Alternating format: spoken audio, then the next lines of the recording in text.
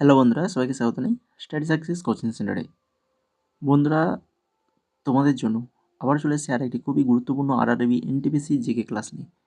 আমরা এনটিপিসির জন্য এর আগে বিজ্ঞান জেনারেল সায়েন্সের 100খানা ইম্পর্ট্যান্ট কোশ্চেন তোমাদের কিন্তু দিয়েছি। প্রিভিয়াস ইয়ার প্লাস ইম্পর্ট্যান্ট যে সকল কোশ্চেন তোমাদের পরবর্তী এবছরের জন্য লাগবে এনটিপিসির জন্য, সেই সকল কোশ্চেনগুলো মিলিয়ে মোট 100খানা জেনারেল সায়েন্স অর্থাৎ বিজ্ঞানের কোশ্চেন রয়েছে, সাধারণ বিজ্ঞানের।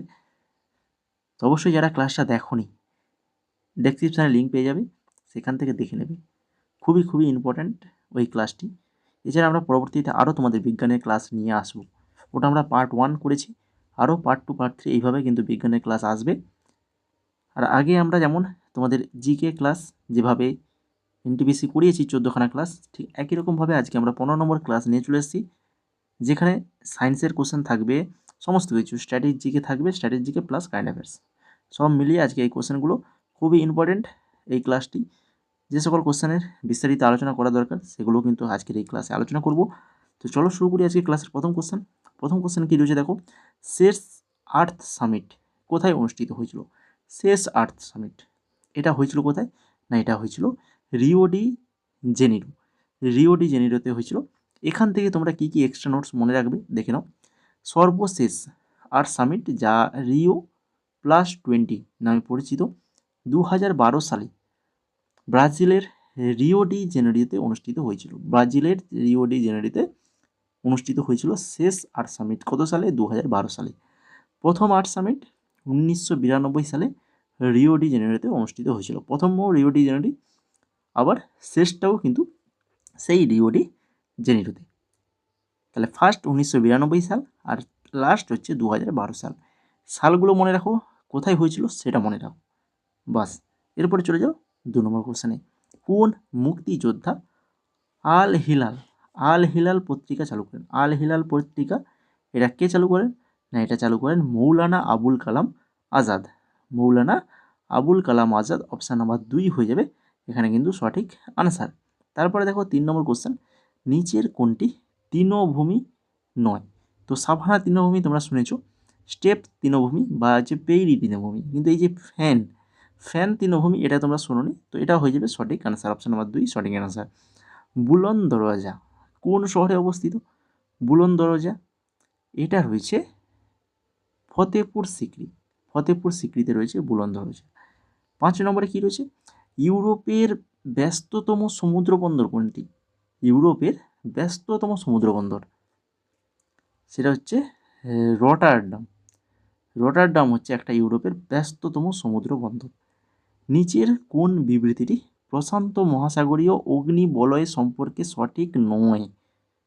প্রশান্ত মহাসাগরীয় অগ্নিবলয় সম্পর্কে সঠিক নয় যেটা, সেটা হচ্ছে প্রশান্ত মহাসাগরীয় রিং উত্তর আমেরিকা এবং দক্ষিণ আমেরিকা পূর্ব উপকূল জুড়ে। এই কথাটি এখানে ভুল রয়েছে। পৃথিবীর 75% আগ্নেয়গিরি রিং অফ ফায়ার বরাবর অবস্থিত। 75% আগ্নেয়গিরি রিং অফ ফায়ার বরাবর অবস্থিত। 2 নম্বর, এটি সক্রিয় আগ্নেয়গিরির একটি বেল্ট। এর দৈর্ঘ্য প্রায় 40 কিলোমিটার। 7 নম্বর দেখো, ক্লোরোফিলে নিম্নলিখিত উপাদানগুলির মধ্যে কোনটি রয়েছে? ক্লোরোফিলে গাছের সবুজ পাতা ক্লোরোফিল রয়েছে, যার কারণে গাছ তার খাদ্য উৎপাদন করতে পারে, সালোক সংশ্লেষ করতে পারে, সালোক সংশ্লেষের মাধ্যমে অক্সিজেন উৎপন্ন হয়, সেটা তো আমরা জানি সবাই। তো সেই ক্লোরোফিলে ম্যাগনেসিয়াম রয়েছে। নভেম্বর 2020 পর্যন্ত কোন দেশটি ফিফা বিশ্ব ফুটবল র্যাঙ্কিং 2020 শীর্ষে রয়েছে? এটা 2020 সালের কোশ্চেন। 2020-তে এক্সামটা হয়েছিল, 20-21 মিলিয়ে এক্সামটা হয়েছিল, 2019-এর প্রশ্নপত্র, তার জন্য এটা। তো তখন সেটা হয়ে যাবে সঠিক অ্যান্সার বেলজিয়াম। কিন্তু বর্তমানে আপডেট যেটা তোমাদের আমি দিচ্ছি, তোমরা যখন এক্সাম হবে তোমরা এই আপডেটটা একটু দেখে নেবে, চেক করে নেবে, খাতায় নোট করে রাখো। 28শে নভেম্বর 2024 পর্যন্ত এটা রয়েছে আর্জেন্টিনা রয়েছে। ঠিক আছে, তোমরা এইটা একটু নোট করে রাখো। কোনটা না হচ্ছে ফিফা বিশ্ব ফুটবল র্যাঙ্কিং।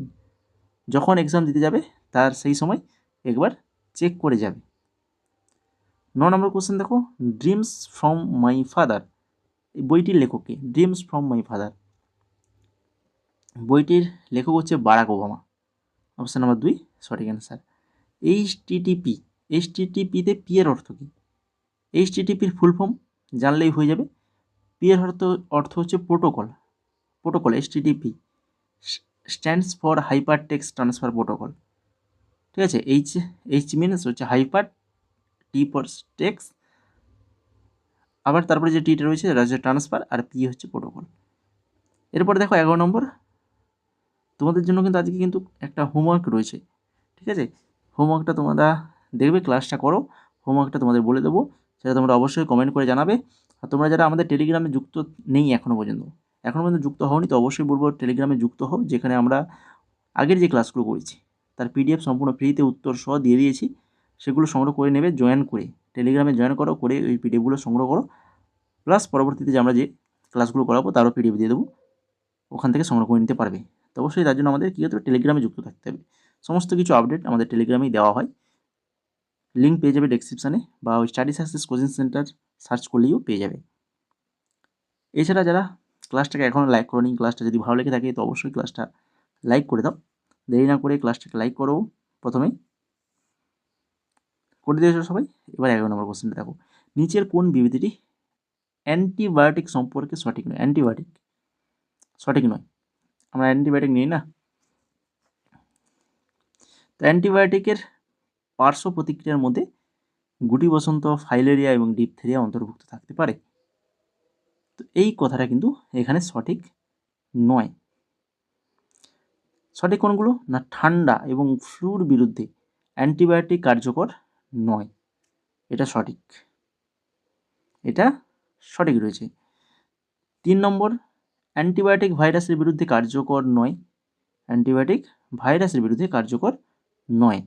আর অ্যান্টিবায়োটিক ব্যাকটেরিয়াজনিত রোগের বিরুদ্ধে কার্যকর, ব্যাকটেরিয়াজনিত রোগের বিরুদ্ধে কার্যকর। তাহলে 2, 3, 4 এই অপশানগুলো কিন্তু সঠিক রয়েছে, 1 নম্বর অপশানটা কিন্তু ভুল রয়েছে। রক্ত জমাট না হওয়া এর অভাবের কারণে ঘটে, কিসের অভাবের কারণে? বারবার আমি এমটিএসের ক্লাসে বলেছি, রক্ত জমাট হয় না কিসের অভাবে? না ভিটামিন কে, ভিটামিন কে এর অভাবে আমাদের শরীরে রক্ত জমাট বাঁধে না। তারপরে চলে যাও 13 নম্বরে, ডিপিআইআরটি অনুসারে ভারতীয় অর্থনীতি নিচের কোন সেক্টর 2019-20 সালে বিদেশি দরপত্র বিনিয়োগ অর্থাৎ এফডিআই সবচেয়ে কম প্রবাহ পেয়েছে? সবচেয়ে কম, সেটা হচ্ছে পরিষেবা খাত। অপশান নাম্বার 4, এটা অপশান নাম্বার 3 লেখা রয়েছে, তো অপশান নাম্বার 4 হয়ে যাবে এখানে সঠিক আনসার, ঠিক আছে। তারপরে চলে যাও 14 নম্বরে, যে দেশটি দক্ষিণ এশীয় মুক্তি বাণিজ্য এলাকা অর্থাৎ এসএফটি এর সদস্য নয়, তার নাম বলো। নয় জিজ্ঞেস করে দেখো, এখানে ভালো করে খেয়াল করো, সেটা হচ্ছে সিঙ্গাপুর, সিঙ্গাপুর হয়ে যাবে সঠিক আনসার। নীলগিরি পাহাড় সম্পর্কে নিচের কোন বিবৃতিটি সঠিক নয়? আবারও নয়, এই ধরনের কোশ্চেনগুলোকে দেখে শুনে অ্যান্সার করতে হবে, একটু এদিক ওদিক হলে কিন্তু মিস অ্যান্সার কিন্তু ভুল হয়ে যাবে। এটি কর্ণাটকের একটি পার্বত্য অঞ্চল, এটা কিন্তু সঠিক নয়। দোদাবেতা এই পাহাড়ের সর্বোচ্চ শৃঙ্গ, এটি ভারতের পশ্চিম ঘাটে অবস্থিত। এই পাহাড়ে চা এবং কফি ব্যাপকভাবে জন্মায়, তাহলে এইগুলো সঠিক। 16 নম্বর, গণপরিষদ স্বাধীন ভারতের জন্য সংবিধানের খসড়া তৈরি করেছিল। গণপরিষদ এটি কার অধীনে সেট আপ করা হয়েছিল? কার অধীনে? না 1946 সালের ক্যাবিনেট মিশন পরিকল্পনা, 1946 সালে ক্যাবিনেট মিশন পরিকল্পনার অধীনে। নিচের কোনটি বিশ্ব উষ্ণায়ন কারণে হয় না? বিশ্ব উষ্ণায়নের কারণে হয় না, আবার না, সেটা হচ্ছে উপযুক্ত বৃষ্টিপাত। বিশ্ব উষ্ণায়নের কারণে উপযুক্ত বৃষ্টিপাত হয় না। হিমবাহ এবং বরফের চাদর গলে যাওয়া, সমুদ্রপৃষ্ঠের উচ্চতা আর অনিয়মিত আবহাওয়ার ধরন, এগুলো হয় উচ্চ উষ্ণায়নের কারণে, বিশ্ব উষ্ণায়নের কারণে হয় এগুলো। যে দেশের পারমাণবিক অস্ত্র নেই তার নাম বলুন। পারমাণবিক অস্ত্র রাশিয়ার কিন্তু রয়েছে, কি সবচেয়ে বেশি রয়েছে রাশিয়ার পারমাণবিক অস্ত্র। ফ্রান্সেরও রয়েছে কিন্তু জাপানের নেই, চীনের তো রয়েছে, তাহলে জাপানের কিন্তু কোনো পারমাণবিক অস্ত্র নেই। কোন মোবাইল অ্যাপটি জাতীয় ই গভর্নেন্স অ্যাওয়ার্ড 2019 জিতেছে? জাতীয় ই গভর্নেন্স অ্যাওয়ার্ড 2019 জিতেছে, সেটা হচ্ছে IRCTC rail connect, IRCTC rail connect, যেটা কিন্তু 2019-এর জাতীয় ই গভর্নেন্স অ্যাওয়ার্ড পেয়েছে। বর্তমান জাতীয় ই গভর্নেন্স অ্যাওয়ার্ড 2024-কে জিতেছে না, সেটা হয়ে যাবে আসাম শিক্ষা সেতু অ্যাপ, আসাম শিক্ষা সেতু অ্যাপ।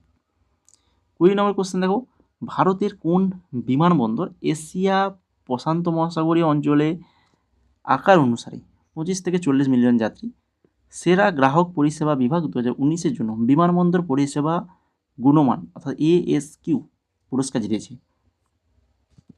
তো এটা হচ্ছে বিজু পট্টনায়ক আন্তর্জাতিক বিমানবন্দর ভুবনেশ্বর। এটা কারেন্ট অ্যাফেয়ার্সের কোশ্চেন 2019। তোমাদের যেটা মনে রাখতে হবে, Delhi Indira Gandhi international airport IGI টানা ষষ্ঠবারের জন্য এশিয়া প্যাসিফিক অঞ্চলের জন্য এয়ারপোর্ট সার্ভিস কোয়ালিটি ASQ পুরস্কার জিতেছে। 21 নম্বর দেখো, একটি অবাধে স্থগিত চুম্বক সবসময় ড্যাশ দিকে সারিবদ্ধ থাকে। অবাধে স্থগিত মানে স্থির, একটা স্থির চুম্বক, তুমি যদি একটা চুম্বককে ঝুলিয়ে রাখো, সেটা কিন্তু সর্বদা কী হবে, উত্তর থেকে দক্ষিণ বরাবর কিন্তু ঝুলে থাকবে, তাই কি না? উত্তর দিক এবং দক্ষিণ দিক এই বরাবর। 22 নম্বর কোশ্চেন দেখো, 2016 সালে কে গ্রেট ব্রিটেনের দ্বিতীয় মহিলা প্রধানমন্ত্রী হন? 2016 সালে গ্রেট ব্রিটেনের দ্বিতীয় মহিলা প্রধানমন্ত্রী তিনি হচ্ছেন কে না, তিনি হচ্ছেন থেরেসা মে হয়ে যাবে অপশান নম্বর 4 সঠিক আনসার। ইউরোপীয় ইউনিয়ন থেকে যুক্তরাজ্যের প্রত্যাহারকে আরও সাধারণভাবে উল্লেখ করা হয় ড্যাশ নামে? ইউরোপীয় ইউনিয়ন থেকে যুক্তরাজ্যের প্রত্যাহারকে কী নামে উল্লেখ করা হয়?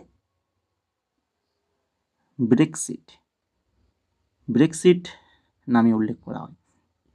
24 নম্বর, নিচের কোন স্কিমটি 2006 সালে চালু হয়েছিল? 2006 সালে চালু হওয়া স্কিম, সেটা হচ্ছে মহাত্মা গান্ধী জাতীয় গ্রামীণ কর্মসংস্থান গ্যারান্টি স্কিম। মহাত্মা গান্ধী জাতীয় গ্রামীণ কর্মসংস্থান গ্যারান্টি স্কিম।